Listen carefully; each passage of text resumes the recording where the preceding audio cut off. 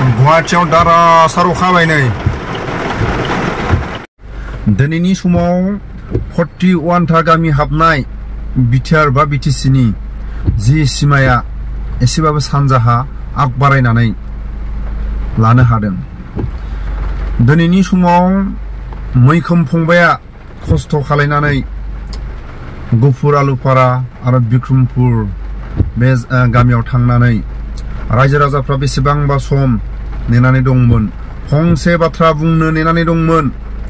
खेबनै आसामिसफोरजों न' सावजादों आरो गुफुर आलुपारा गामियाव हारसाफोरजों दानथारजानाय, बिलटिनि समाव मुंख्लं जानाय, एनडिएफबिनि समाव मुंख्लं जानाय, आबसुनि समाव सारनायाव बोसोर बोसोर जेल जानो गोनां जानाय गुफुर आलुपारा गामिनि जायफोर गेदेरमा बिर जोहोलावफ्रा दिनैनि समाव जायफोर बिदा फंबाय गावनि बिमा बिफा एसेबाबो फंसे बाथ्रा बुंनो थाखाय दिनै रायजो राजाफोरनि खाथियाव मैखोम फंबाया बेसेबांबा गोजानाव थांनानै माखासे रायजो राजाफोरनि खाथियाव थांनो हादों। जोबोद आंनि गोसो गोरबोनिफ्राय साबायखर।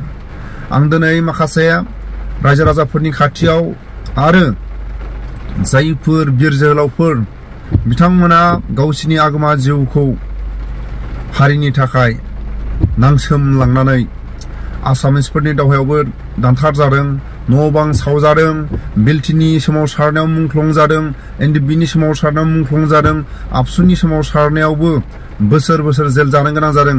बे गामियाव दिनै फंसे बाथ्रा फोरमायनो थाखाय दिनै एसेबाबो मैखोम फंबायनि चेनेलाव एसेबाबो रायजो राजाफ्रा दिनै नुजाथिनो हादों। माखासे गामि हाबनायजोंल' नङा, बिटिआरनि माखासे दफायाव थानाय बायदि गुफुर हालामाव साबसिन जानांगोन।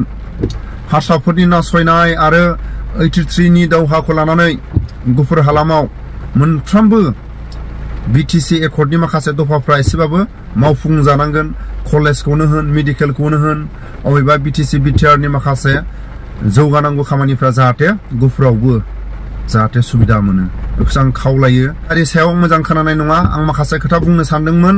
रायजो राजाफोरनि खाथियाव आं गोजोननाय जासिहरो आरो मैखोम फंबायनिसिम आं गोजोननाय जासिहरो। आं गारि सायाव भिडिअ खालायनायाव माबाफोर जुदि गोरोन्थिफोर जायोबा आं निमाहा बियो।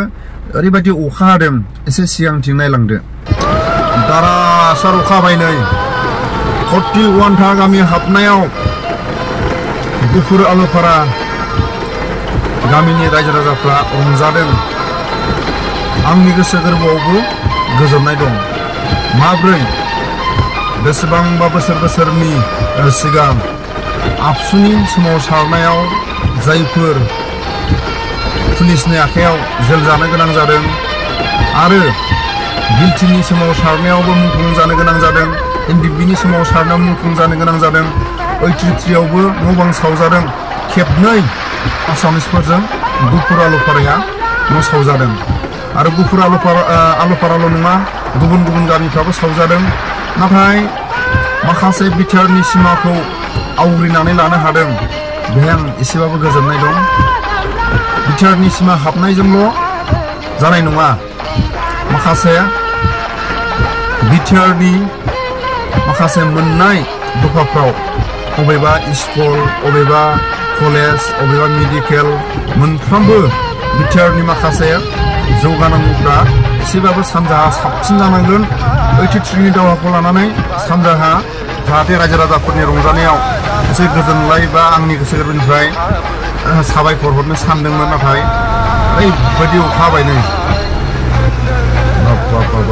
जोंनि बर' निउसनि मैखोम बिथाङा जिबायदि खस्थ' खालायनानै बाहागो लायदों, बेसेबांबा बोसोर रायजो राजाफ्रा नेनानै दंमोन।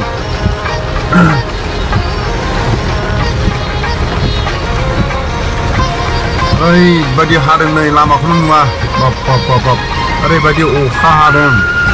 दिनै आं फंनैसो मैखोम फंबाया थांनानै बिटिआरनि सिमा बा 41 था गामि हाबनायनि जोबथा सिमासिम थांदों, खस्थ' खालायहैदों। रायजो राजाफ्रा बेसेबांबा बोसोर नेनानै दंमोन। बेबायदि समाव रायजो राजाफ्रा एसेबाबो फोरमायनो थाखाय नेनानै दंमोन। दा बेखौनो आं एसे फोरमायनो सानदों। दा अखा हादों, जोबोद अखा हादों।